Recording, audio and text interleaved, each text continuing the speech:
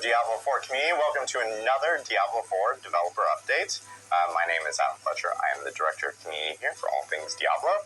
Of course, I have a wonderful panel next to me that I want to introduce. We have two familiar faces and one new face. And so, jump right to it. Our new face first. Thanks, brother. I'm Ben Fletcher. I'm the lead designer for Season 10. I'm Aislinn Hall. I'm a systems designer. I mostly work on Seasons, and I specifically worked on Chaos Armor for Season 10. Hi, I'm Charles Dunn. I'm a class designer. I worked on the Chaos perks a lot, and also the class updates for the season. I just want to note, there are two Fletchers now. Two. We grow stronger. In the past, we've always had multiple Adams. Now we have two Fletchers. Fun fact, though, there's another Fletcher on Team 3 on Diablo. And one day we're going to have all three of us on the stream, which is going to be incredibly powerful. Unstoppable. It's going to be unstoppable. But anyways, so we haven't actually talked in a while. We haven't had a stream in a little bit. We actually did have a little bit of a pause. We were going into a new cadence where we're going to do these streams now at the start of the season. And then our PTRs are going to be focused more around like the notes, the blog, and then of course the Sanctuary sit down that happens across Discord. But we're back. We have a little bit of a new format. We'll jump into it in a quick second, but I do want to note that we do actually have a Twitch drop that is active right now on the channel. So if you're watching on twitch.tv/Diablo, or if you're watching on any co-streaming partner or anyone who's streaming Diablo for at this very second for the next 30 minutes, or if you watch for 30 minutes, you will actually unlock the bow. For the next couple hours, this will be available for people to actually jump in and obtain. So it's a cool way of getting some additional gear. Plus, we'll have more drops that we'll be talking about here in a second. But we do want to talk really quickly about this new format. As I mentioned, we did take a little bit of a pause to kind of rejigger some stuff behind the scenes. And we got a lot of feedback from the community talking about how sometimes, we can get in a little bit of our own napkin math. We talk a little bit, we get into the weeds, and it comes across as a little hard to understand on some of the features that are coming in the season. So we actually have a little bit of a pre-recorded video here that Ben and Charles narrate, and they're going to talk a little bit more about Season 10 and all the class items that are related to Season 10. So let's take it away and check out Season 10. What is life without meaning, Wanderer?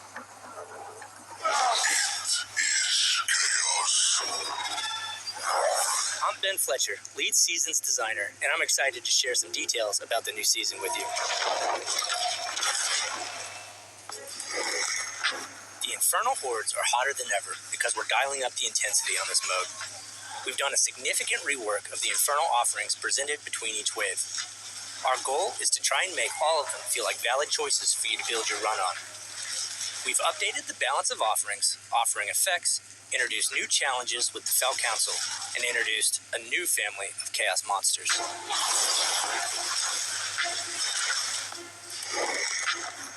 Within Infernal Hordes, you'll occasionally be presented with a Chaos offering as a fourth option, which will activate a Chaos wave.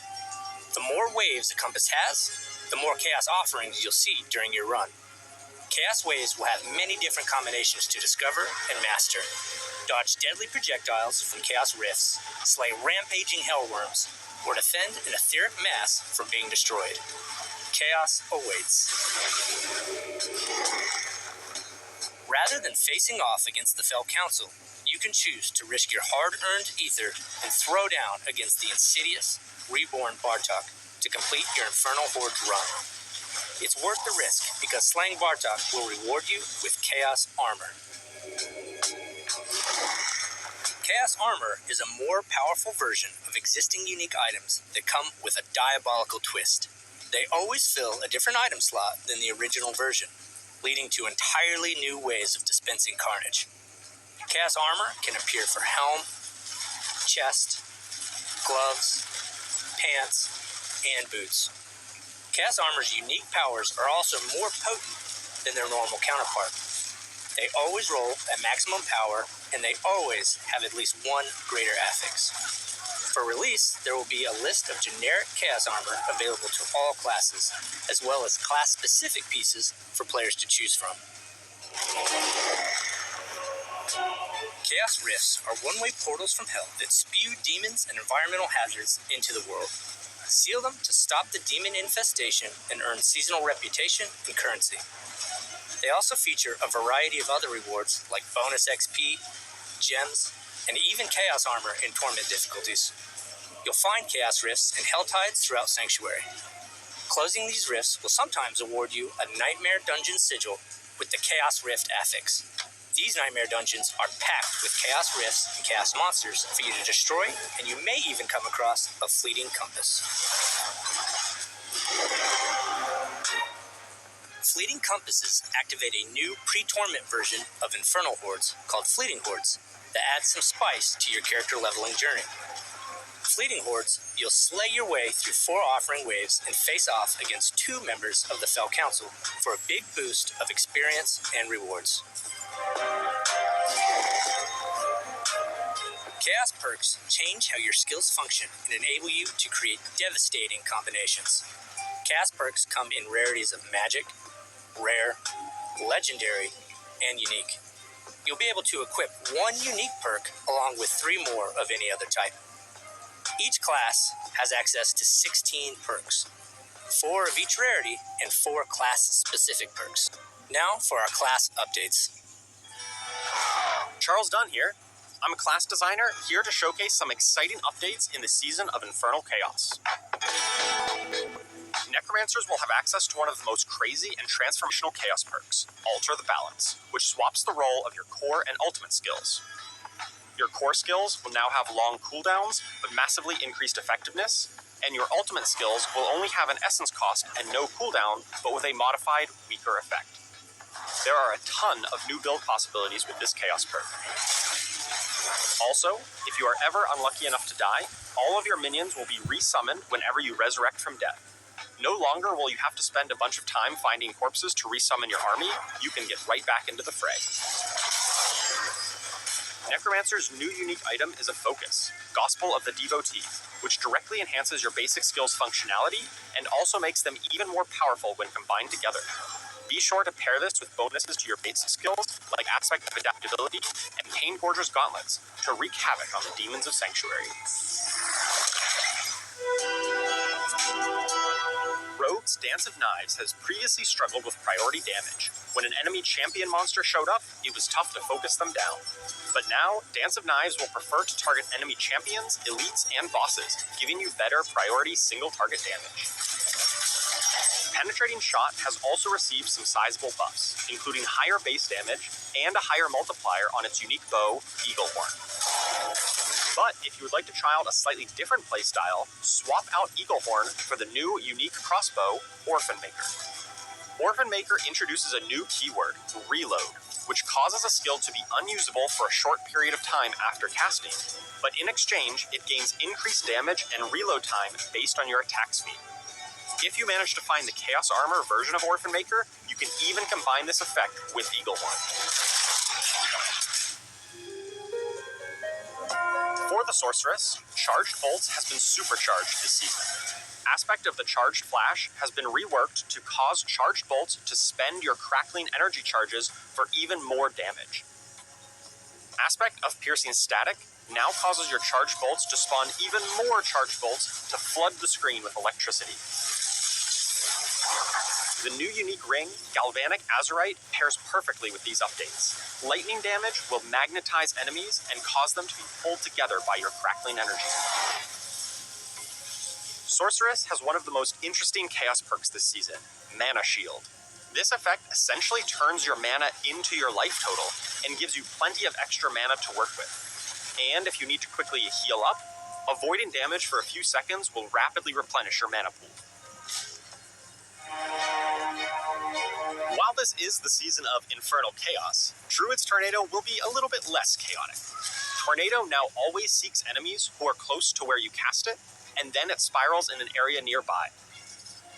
Storm Chaser's aspect has been reworked to allow Tornado to drag enemies along with it, further increasing its damage and consistency. Druid's new unique pants, Kilt of Blackwing, lets a Raven's build take flight. By shapeshifting or casting companion skills, you will spawn additional Ravens to peck at your enemies, and occasionally summon a full Unkindness, massively increasing your flock. Be sure to try out the Chaos perk, Wild Transformations, which uses defensive skills and grants a bonus while shapeshifting. This synergizes extremely well with Flesh Render to apply constant damage to nearby enemies. Barbarian's Walking Arsenal key passive has been slightly reworked and now grants unstoppable and even more attack speed when keeping up all 3 weapon bonuses. If you don't like playing with all those weapons, try out the Chaos perk, Single-Minded Fury. This gives multiple, massive bonuses, such as the never-before-seen Overpowered Chance. But you can only get these bonuses if you commit to only wielding a single arsenal weapon type. The new one-handed unique sword, Saber of Desagal, increases your damage for each damaging skill you have equipped. This excludes buffing or defensive skills like Shouts, Wrath of the Berserker, and Iron Skin. But by combining your offensive skills, you can buff up your damage all the same. Spiritborn ultimate skills have all been buffed. The Hunter now gives a one-time chance per enemy to execute them, even if they are at full health. And the Seeker can now refund charges against elites and bosses. The Devourer gains increased scaling damage, while the Protector's upgrades have been streamlined and improved. Speaking of the Protector, the new unique gloves, Hesha Ikasungi, alters the Protector's targeting to let you cast it at range, and it will pull in enemies with each hit. Dedicated guerrilla builds will be ready to smash with this new power. The Chaos perk Combined Strikes is extremely potent, essentially doubling the output of your core skills, but it adds a long cooldown.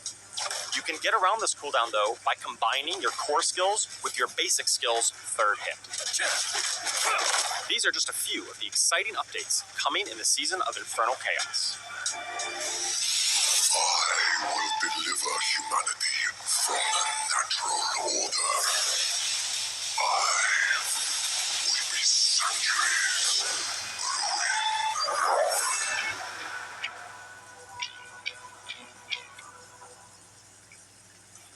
There we go. Quick recap of everything that's coming in season of Infernal Chaos, which is our 10th season for Diablo 4.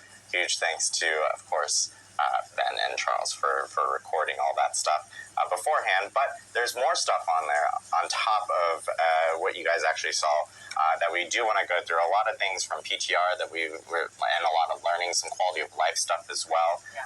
So let's just jump right into it. I know one big thing that everyone has been always talking about has been like whispers and what we can do to improve on that. So Aislinn, I know you had a change you wanted to talk about with whispers coming with Season 10. Yeah, absolutely. So a feature people have been asking for is when you look at your Nightmare Dungeon sigils, if there's a whisper affiliated with that dungeon, it would actually show you on the Nightmare Dungeon sigil itself. And we have that now in Season 10, so you will be able to much more efficiently plan your path for all the different Nightmare Dungeons you're going to be playing through. We have the technology. Here. It's here. We have the technology. Yeah, it should help a whole lot. We'll make things way more efficient, especially when you're seeing a full inventory of different keys. You'll be able to know exactly which ones have whispers associated to them, which is really good to see. Another big change that is also coming with the PTR learnings and everything that we've seen has to do with Chaos Rift. So, Ben, I know you wanted to chat a little bit about that. Yeah, we have a couple changes coming from Chaos Rifts after the PTR. The first one is, we saw that the wave attack that comes out of those is pretty powerful. A lot of people getting wrecked by those. I'm people. I got wrecked by those. Pretty strong, yeah. Because, they already did a lot of damage and they had a stacking debuff that makes you just take even more damage over time. So we've chilled those out a bit. There's no longer a stacking debuff and we reduce the damage a little bit on those. So it won't be quite so hard to deal with, especially for low-level characters. The next change is for Chaos Rifts that you encounter in Nightmare Dungeons. We've juiced the rewards a little bit more on those to make the activity more rewarding. Nice. more rewarding, less punishing. We saw a lot of people die to those waves during PTR. A lot of comments related to those. So happy to see the changes there. I know, of course, with Infernal Hordes and that being a major focus in this specific season, there's been a lot of changes in regards to the balance on those. Do you guys want to talk a little bit about Infernal Hordes and the changes coming with that? Yeah, absolutely. So we decided to take a pretty big pass on Infernal Hordes after PTR. We got a bunch of wonderful data and fantastic feedback. And so that really spurred us to dive deep. So thank you very much for that. I'm not going to go into all the details of the changes we made. You can check out the patch notes if you want to read it line by line. But I do want to go over 4 points regarding like overarching stuff we did for Infernal Hordes. So the first is that we adjusted base ether gains from ether events. So before, you would get a lot of your ether from your offering choices. So whatever build you constructed would be the vast majority of where your ether was actually coming from.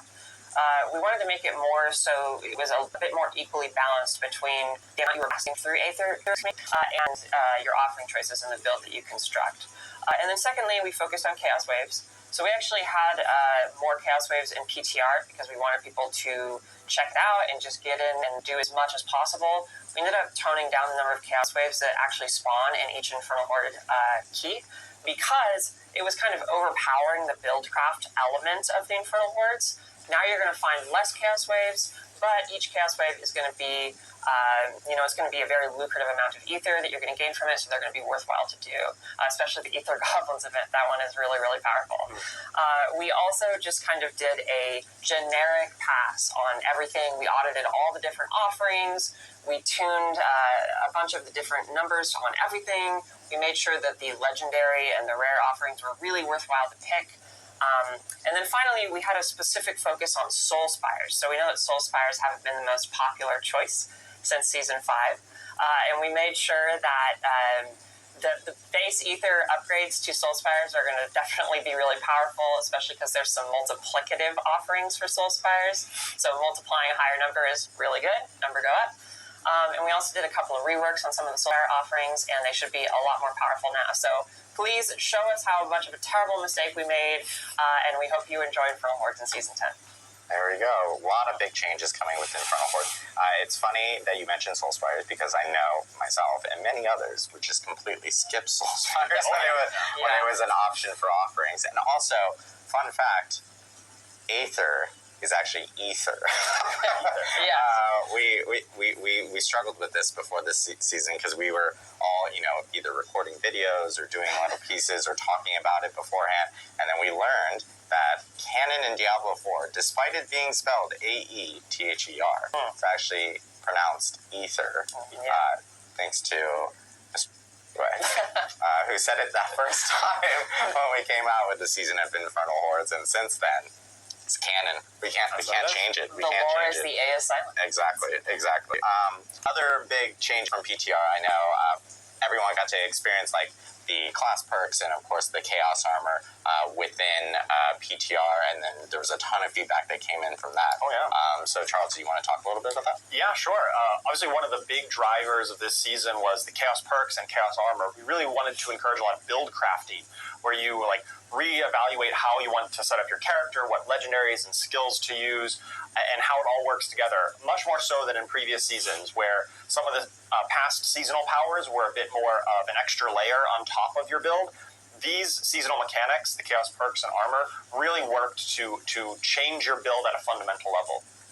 We got a lot of great notes on every class about builds that were working, builds that weren't, things that were a little too strong, a little too weak, because there's just so many interactions with all of these different chaos armor and chaos perks together. I think in broad strokes, we saw that some of the chaos perks, some of the more generic ones, were a little bit strong. They were kind of crowding out some of the more class-specific options. That's also a new thing that we've been doing this season with class-specific seasonal powers to really allow us to make more customized things for every individual class. So we took a pass to buff up a lot of the more class-specific ones rather than nerf down too many of the generic ones that were slightly overperforming. Of course, even on a class-by-class basis, we saw some, like the Druid, were doing extremely well. There's a number of issues with Druid on the PTR, which is one of the great reasons that we have PTR, is so that we can test them and get ahead of them. before they go live and kind of ruin the actual season launch with being either bugged or ridiculously overpowered like some of their effects were. So we got some of those demo druids to bring them back a little closer to the pack. But on the other side, we had some classes like Rogue that really felt like they were being left behind just raw numerically. There's so many different combinations of these perks and Chaos Armor that it's sometimes a little difficult to predict where everything is going to land. And Rogue landed a little lower than the average. So we've done a pass kind of across the board for some numeric buffs to Rogue, as well as some light design tweaks on some of their Chaos perks to hopefully bring them back up to the pack and be competitive about the classes. Yeah, I know PTR is always super helpful for us because it allows really cases where some classes really go out of bounds. Druid most definitely went out of bounds by quite a few pit tiers compared to other classes. So most definitely being brought back with the rest of the group, and of course Rogue also getting buffed up as well, which is great to see. So yeah, great feedback from players during PTR. Always important for people to jump in during PTR. We also have some additional stuff that we're going to talk about that has been really come off, which is some armor related pieces. Aislinn, do you want to talk a little bit more about some of this new armor? Yeah. So we've seen that everyone's really excited about Chaos Armor, and that is wonderful to see. And we got a ton of feedback about different items that people would like to see as Chaos Armor. And so we kind of collated all of that and thought about it, and we were like, well, here's like one class that we would love to add a piece of Chaos Armor to, another one, and then we were like, well, let's just add another one to each class. So we've added one more piece of Chaos Armor for each different class, and we just wanted to talk through it really quick about our choices and a little bit about what makes them special and cool. So Barbarian's going to be getting Ramalodni's Magnum Opus. It's a one-handed sword. It's kind of a more generic, it fits into a lot of different builds. It's kind of focused on Big Fury. Which is cool because if you get it as Chaos Armor, you can kind of slot it into a bunch of different stuff, which is super fun. Druid's getting Dolmen Stone, which causes your boulders to spin around you, or better say, you're going to be able to do some fun Chaos Armory stuff with that. Necromancer's getting Mutilator Plate as Chaos Armor, and that involves Blood Lance. So Blood Lance is going to be quite glorious in Season 10 if you can find yourself a Mutilator Plate on your boots or whatnot. And then Rogue is going to be getting the Scoundrel's Kiss, and that's one that causes your rapid fire to lob. And it's a ring, so it's nice to be able to move that to your armor slot and make your rapid fire stronger. Estu's Heirloom is going to be for Sorcerer. That one is, once again, kind of a more generic one, and you're going to be able to move it off your boot slot, so you might be able to put something else in your boot slot, which is kind of neat. And then Spiritborn is getting Sunbird's Gorget, I believe, is the item. And that one is about like Firestorm Feathers, and it's also an amulet, so moving it off of your amulet slot's insanely good, because it retains the resist all bonus that amulets inherently get, but then you get to put it on another piece of armor, which is like amazing. So that one's going to be super solid too.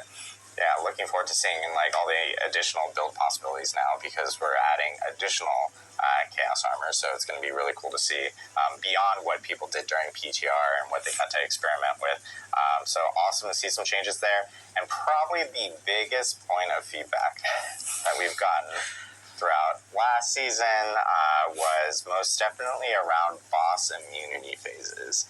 And Ben, do you want to talk a little bit about some changes that are coming related to that? And we also got, because some people experienced a little bit of that in PTR, but then they gave us more feedback based off of the stuff that was coming in Season 10. So do you want to give a quick update?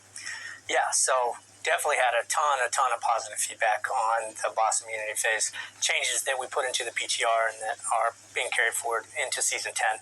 If you're not familiar with what that is, basically we took the immunity phases from the layer bosses, and anytime they would have an immunity phase, we've replaced that with a shield that can take damage, that can be blasted down. So if you're powerful enough, you can still, just nuke the boss and continue on your way as you're grinding out, but it still provides like a meaningful, significant challenge for less powerful characters. The thing that we did change coming out of PTR is we updated the Bartok fight at the end of Infernal Hordes to use the same style of shielding to bring that fight in line with our other layer bosses. Yeah, I think people saw some of the changes come with the other layer bosses in the PTR, and then Bartok was there, and then they're like, wait a minute, this one still has the old immunity phases. Yeah. PTR. Some of these changes happen on, as we're implementing and everything, and so it was good for us to be able to hear what players, their reactions to it, and how they actually, really appreciated that. Hey, if you're a blaster, you can just blast through the shields, and we know we have a ton of those within Diablo, and so now you won't be stuck behind a lot of these immunity phases that you had before with the layer bosses, while still having that little bit of an edge, that like elevation you have to gain to get blast through the actual shield. So a lot of quality of life stuff. There's actually going to be patch notes available immediately after the stream. We know we had the blog that came out about an hour and a half ago or so on Diablo4.com. That will be updated to include patch notes immediately after the stream, so you guys can actually check out all the changes, plus more things that we haven't actually covered off on this specific stream, so that, you can do all your theory crafting and everything, because this time you got a week. Yeah. A whole week? Normally, a whole week before we release like notes usually on Thursdays beforehand. So now you get a whole week to actually theory craft, which is cool to see. We do want to take some questions from Twitch chat. I'm also going to address this. We always get people that ask, like, hey, how come chat's disabled on other platforms and stuff like that? We only have so many moderators, so this makes it a lot easier for us to, like, funnel questions in. So if you have questions, jump over to Twitch chat. Happy to answer those. I know those are going to be spooling up here in a second, but we do want to kick off at least one question while we're waiting to grab additional questions from people, specifically around... what was the inspiration behind Chaos Armor? We've gotten a lot of feedback since the PTR, since people got to experience it. A lot of comments about, like, Chaos Armor is a lot of fun. This is something that, we can continue to play going forward. Sure. What was the inspiration for Chaos Armor for Season 10? Yeah, so I think a lot of us in the office are fans of card games. And what you do in card gaming is you typically build a deck from a bunch of different cards. And I've been a card game fan for a long time, and I've been an ARPG fan and a Diablo fan for a long time. And when I'm building my character in an RPG or a Diablo, I kind of think about it in the same lens. Like, every item is like a different modular piece in something that you're constructing, right? And when you can turn those modular pieces into more randomly emergent things that you didn't expect, where like a unique item existed in a very specific state, but then it can randomly exist in a different state, it kind of creates so many different permutations and combinatorics and possibilities. And we also got to like use all of these amazing unique items that we already had to do that. And so, when we put those pieces together and we thought about it from the sense of like, we can take these things we already have and we can randomize them, kind of jumble them up, and it just creates this like whole new world of possibilities with all these cool new things. That really, we saw that, we were like, this is going to be cool. Like, we want to try this out and see where it goes. And so, yeah, I would say it came from that love of like the combinatorics of card gaming. Nice. Yeah, I think one thing that we really heard internally a lot, like from the feedback from you, the players, was about kind of some seasonal powers feeling a bit like additive, where you just kind of slapped it on top of your build and wasn't really changing how you build your deck, right? Yeah, in that, exactly. to use that analogy. And so, we heard that a lot around some of the previous seasons. And so this is kind of our response to it, to say, well, let's make a seasonal power structure that really just recontextualizes everything and just really shuffles the deck up, right? And changes how you play. And so that's where, Chaos Perks, the design kind of came in, as well as Chaos Armor, to really be about shifting up the way you build up your character. Yeah, and I know we're getting questions here in chat, a lot of them asking, like, hey, what happens to Chaos Armor after the season? Is this something that actually ends up like carrying over into next season? Like, I'll always have Chaos Armor. It is a seasonal element specifically. So as you have your Chaos Armor, it essentially will deprecate after the season is over. Mm-hmm. But I will note, like, when we get feedback from players specifically on seasonal mechanics that are like really, really great, that they really enjoy, the team takes it to heart. When we look at ways of potentially, maybe it could be something that reappears or comes back in a different flavor or something like that for later on down the line in Diablo 4. We've seen that with other things within our past seasons, like the Ravens is a great example from our Witchcraft season where people were like, hey, that element of being able to turn in whispers like that is just awesome. I would love that to be able to stay because it just makes the quality of the life game better, way better. So it's something that we will take feedback on, and like if you guys really, really enjoy Chaos Armors or like Chaos Perks, things like that, let us know. It's always good to know, especially from our side. So good to hear from the team on how they and why they kind of developed the armor. Other questions that we have is Chaos Armor, can you target farm certain Chaos Armors in specific armor slots? It's from Belford95. Is there a way to target farm them specifically? There is. It's a fairly light touch right now, so you can go to the Gambler, and if you search specifically for a chest armor or whatever, and you just roll through it, eventually you will find a Chaos Armor, and it will be in the chest slot. So you can target farm it that way. Though in general, we did try to keep it much more randomized. Like when you go and you fight different enemies throughout the game, it's going to be fairly random, and a big part of that is because we were really hoping to create a world where players would like go through and it would feel very emergent. Like you would find an item that you didn't expect in a slot you didn't expect, and now you can kind of create your own build. But yes, you can go to the Gambler and search specifically for it. Question from Neem5i5, or 515, if you want to do. What about the mentioned 10-second invulnerability phase for the Bartok fight? Can you elaborate on that? So I think that, and this was what you were talking about, Ben, which is it was kind of addressed here specifically. Yep, he just gets a shield now. Yeah, so he'll have the same type of changes that the other layer bosses actually have from PTR. So you won't be able to. You won't be able to. I don't think people really want it to experience like a long immunity phase. So, but you will be able to blast through the shield if you are a blaster and take down bosses a lot quicker.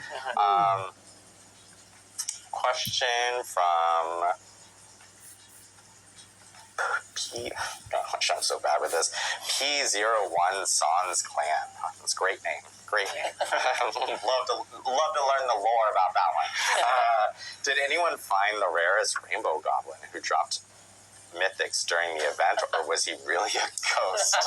It definitely existed. I don't have the exact number in front of me, but it was not zero. That's for sure. Not zero. There was a handful of people who found the rarest of the treasure goblins. Yeah. It was really funny though. I remember seeing like a Reddit post, and it wasn't confirmed that someone actually found the rarest goblin. Like it was probably that they found the rarest goblin, but it wasn't hard evidence. So you looked at it and you were like, I don't know if you actually found it. I'm not sure I believe you. Question from the Warrior Poet 80, and curious to know on this one too. Rune drop rates were pretty low last season. Is there any news on potentially changing that or updating the drop rate specifically? Yeah, so that's something that we want to continue to take a look at. We have, data that we're collating and looking through.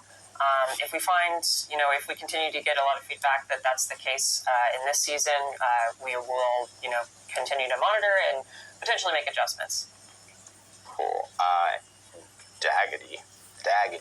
Is it possible to have the same unique effect on multiple Chaos Armors equipped at once? No, like the same Chaos item, you mean? Yeah. Oh, no, you cannot. We actually were thinking about that in the very early stages of development, and we were pretty quickly like, well, that would be absolutely broken, so we probably can't do that. Yeah, so it's not even that they don't take effect. Like, currently you can equip 2 legendary aspects, and just one of them, the weaker one, gets disabled. For Chaos Armor specifically, if you have Chaos Armor, and even the regular unique that it's based off of, they're mutually exclusive. You cannot even equip them, because they do carry over all of the affixes on the gear, unlike, say, legendary aspects, right? you just will only be able to have that one copy of that unique equipped to prevent some situations where things get even more out of control and chaotic than they currently are. Yes. Kiku Flower asks, what about putting a blacksmith or stash at lair bosses to salvage uniques or putting them into the stash? Have we, it's something I know that players have brought up, but is it something that we're looking at or potentially trying to, I think players are trying to find optimization around traveling back and forth. Yeah, so that's actually a conversation we were having about the training grounds of just to kind of talk to something similar. We were talking about should we add even more stuff to the training grounds to make that more convenient? But the thing about the training grounds is that it's intentionally supposed to be as convenient as possible, right? But we still want to have some degree of respect for the fantasy in the actual world space, which includes lair bosses. So it's kind of a push-pull there. Again, I think this is one of those things where if that's the way you feel, please let us know. And the more we hear about that, the more it will be on our radars. But for now, we want you to go into the lair boss arena and challenge the boss and have that be their space. Riker. Hi, Riker. Oh, hello. Hey, look. Riker asks, patch notes make mention of a 10-second window for immunity phase. No mention of shields. Can we clarify this? That might be something wrong with the patch notes or a blog or something. So we'll double check on that. But yeah, there is shield phases now for the lair bosses. So just to clarify, if you're reading something, that might be an hour bad, which we'll update on the actual blogs and everything from that end. Ernest Still IO. Will the drop rate for Chaos Armor depend on whether you are already wearing this item, but not as Chaos Armor? So, for instance, if you happen to be wearing one of the regular pieces. Oh yeah. No, it won't have. That won't have any influence on it. It's pure chaos, my friends. You go in, you find whatever the chaos gods decide you should be blessed with. Cool. And then, are there any plans for potentially buffing up Mythics or doing some additional work to Mythics? Oh yeah. Yeah, I think Mythics are definitely something that's been on our radar. We haven't made any substantial updates, balance changes to them in a while. Not for this season, not for season launch. We think that a lot of the excitement here and the build crafting opportunities is going to be about Chaos Armor. And in some cases, the really good Chaos Armor pieces are arguably better than some Mythics, depending on the slot, depending on your build. But that being said, for future seasons, it's definitely on our radar that some Mythic uniques are definitely not up to par of some of the other ones. And so we're looking for ways to modify them or update their effect. But that's going to be a future discussion that we'll have, and not for the Season 10 launch here. Got it. Also, I got clarification on the Riker thing. Apparently, there is details in the patch notes. The blog is just very brief. Thank you, Marcus, who is literally live typing to me as he relays information. So that's the reason why there's probably a little bit of confusion. I know this is probably the big final question that we'll take here for today, which is related to future changes in regards to some of the things that we talked about before, specifically around masterworking and tempering. And one thing that it's something that everyone's been talking about, we've been hearing for many seasons, something that we've addressed that we plan on actually making some changes for. Season 10 is a awesome season. It's going to be a long season through until we get to our next one. But I will say, of course, we always have PTRs, and we talk about how PTRs are incredibly important. The Season 11 PTR is going to be very important for people to jump into and actually test out specific things, because we are planning on making some big changes in regards to masterworking and tempering in that season. So we do want people to actually check that out. We'll have more information as we get closer to the PTR specifically, but I know it's something that Aislinn, you have been really, really focused in on. It was a topic that you had been talking about for many, many months. So, but yeah, Season 11 PTR is going to be really important for everyone to get that feedback. So make sure to jump in during that moment as you're playing through Season 10. We'll have that 11 PTR that will go up, so it'll be cool to see. Yeah. just the general stretch of season 10 and all the things happening with it, including the season 11 PTR. Yeah. It's going to be awesome. Yeah, well, a cool opportunity for people to check out some of the bigger like system changes that we're planning on doing for Diablo 4. Yeah. So yeah, that this is our wrap up for our stream right here. You know, we had a new format here. We are absolutely open to feedback. We wanted to lay out all the information about the season in the beginning of the show really cleanly so that people can hear all the details and everything. Do want to do a quick reminder that the season actually starts next Tuesday, which is September 23rd. So make sure to jump in for season 10. It's going to be a ton of fun. Infernal Chaos, lots of Chaos armor that you can grab. More Chaos armor now, as we just talked about here, that you can actually end up grabbing. Likewise, there's some really, really cool reliquary rewards for this season. The team is really amped up on like the quality and like the coolness of the actual items. You can get a Labrador, guys. It's so cool. It's like the coolest thing in the world. But I think the other thing that's also really cool, and this is a first for D4 specifically, is we have some new wings that will be coming in, and these are actually reactive wings as well. Oh my god! Which is really, really sick. These wings specifically, the reactive like portion of it will actually trigger if you get I think it's a kill streak of like 20 or 25, somewhere around there. So it's actually really, really sick.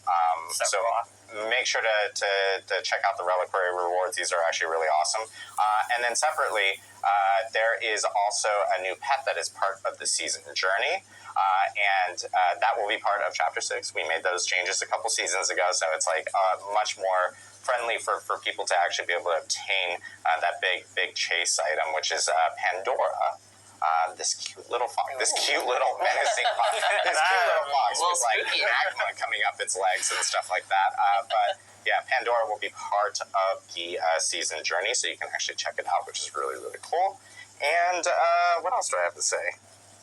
Oh, we have a cool infographic here. We have a cool like full-on display of everything that is coming with the season of Infernal Chaos. So you guys can actually get a quick grab of seeing like all the big changes that are coming. So it'll be really cool to see. September 23rd, people will be able to jump in, and of course, immediately after this stream, you can jump in and check out our patch notes on Diablo4.com. And start theory crafting. There you go. You got a whole week. Oh my god! Yeah. So I had a bunch of content creators ping me going like, wow, we have a whole week. Like I don't have to crunch over the weekend for things. And I was like, yeah, you get 2 extra days.